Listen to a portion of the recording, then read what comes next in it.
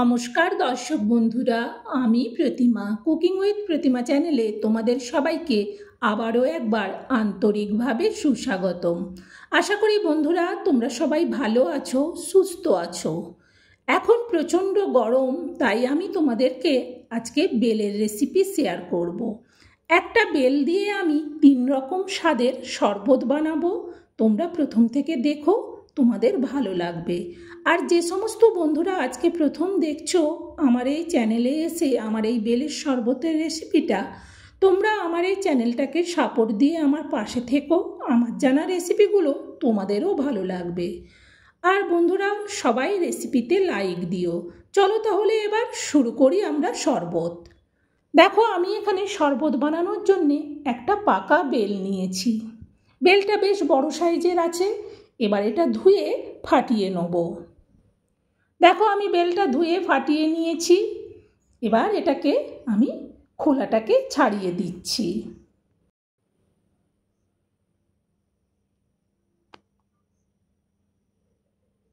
বেলটা বেশ সুন্দর। এবার আমি এই বেলটাকে অন্য একটা বাটি নেব।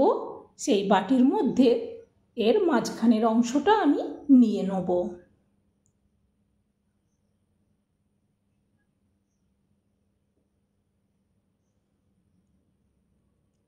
এবার এই মাঝখানের অংশটাকে আমি হাত দিয়ে ভালো করে দলে দলে সুন্দর করে নরম করে নেব। এর মাঝখানে একটা শক্ত অংশ আছে, সেটাকেও বাদ দিয়ে দিচ্ছি।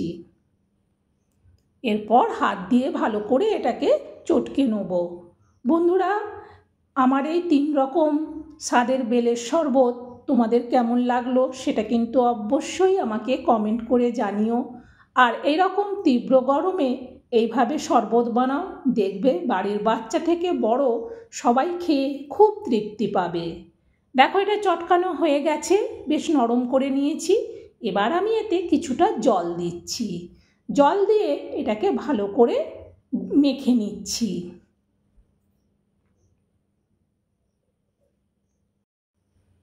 এতে আমি আরেকটু জল দিচ্ছি।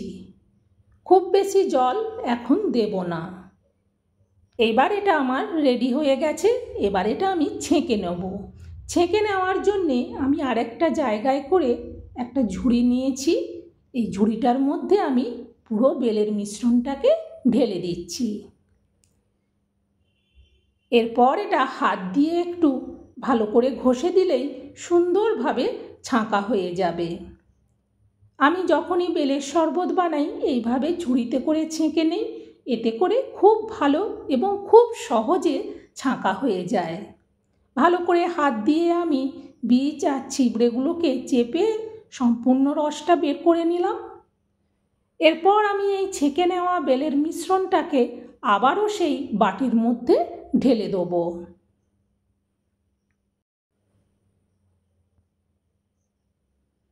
এরপর আমি এখানে দিয়ে দিচ্ছি 100 গ্রাম বাতাসা।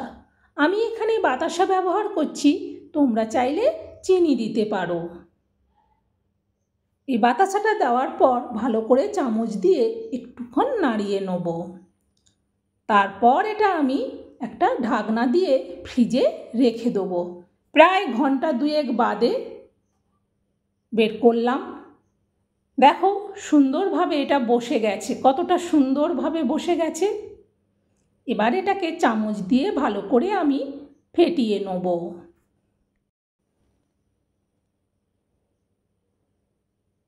সুন্দরভাবে ফেটানো হয়ে গেছে। এবার আমি এতে দিয়ে দেবো পরিমাণ মতো বিট লবণ। বিট লবণটা দেওয়ার পর ভালো করে এটাকে আবারও মিশিয়ে নেব।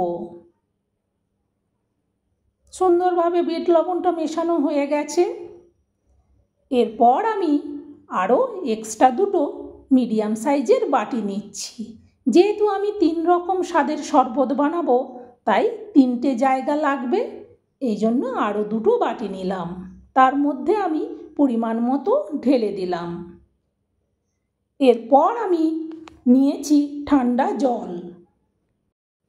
এই ঠান্ডা জলটা আমি এই বাটিটার মধ্যে দিয়ে দেবো।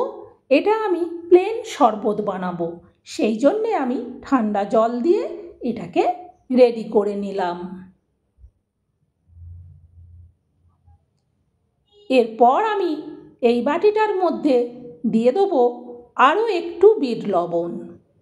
তারপর এতে দেবো 2 টুকরো লেবু। এরকম গরমে এরকম লেবু দেওয়া বেলের শরবত খেলে খুব সুন্দর লাগে, এত স্বাদ লাগে যে অনেক খেতে ইচ্ছে করবে। এরপর এতেও আরেকটু জল দেব, কারণ এটা অনেকটা মোটা আছে, এতটা মোটা শরবত ভালো লাগবে না, তাই একটু জল দিয়ে এটাকেও আবারও ফেটিয়ে নেব। এইভাবে সুন্দর করে ফেটিয়ে নিলে এইভাবে লেবু দেওয়া বেলের শরবতটাও রেডি। এরপর আমি এই বাটিটাকে সাইডে সরিয়ে এবার আর একটা বাটি নিয়ে নিচ্ছি। এটার মধ্যে আমি দিয়ে দেবো যতটা পরিমাণ বেলের মিশ্রণটা আছে জল দিয়ে, ঠিক ততটা পরিমাণ দুধ। এই দুধটা আমি গরম করে আগের থেকেই ফুটিয়ে রেখেছিলাম, সেই দুধটা ঠান্ডা ফ্রিজে রেখেছিলাম। সেই ঠান্ডা দুধটা এখন এর বেলের মধ্যে দিয়ে এটাকে আবারও সুন্দরভাবে মিশিয়ে নিয়ে এটাকেও সুন্দর শরবতের মতো বানিয়ে নিলাম। এইভাবে 3টা ফ্লেভারে আজকে আমি তোমাদেরকে বেলের শরবতটা শেয়ার করলাম। এবার এগুলো গ্লাসের মধ্যে ঢেলে নেব। প্রথমে আমি প্লেন বেলের শরবতটা গ্লাসের মধ্যে ঢেলে নিচ্ছি। এরপর আমি ঢেলে দেবো লেবু দেওয়া বেলের শরবত।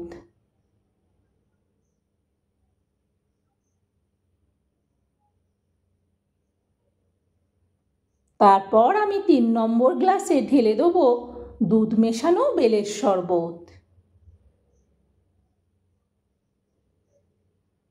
তীব্র গরমে এরকম 3 রকম স্বাদের বেলের শরবত যখন খাবে মন প্রাণ ঠান্ডা হয়ে যাবে। আর বন্ধুরা, এটা অবশ্যই শেয়ার করে দিও, যাতে এরকম তীব্র গরমে সবাই এরকম মজাদার শরবত বানিয়ে খেতে পারে। আর আমার এই শরবত বানানো কেমন লাগলো সেটা কিন্তু অবশ্যই আমাকে কমেন্ট করে জানিও। আর যেসব বন্ধুরা আমার বেলের শরবত বানানো দেখতে দেখতে লাইক দিতে ভুলে গেছো, তোমরা অবশ্যই লাইক দিয়ে দিও। আর তোমরা সবাই ভালো থেকো, সুস্থ থেকো। আবার পরের রেসিপিতে দেখা হবে।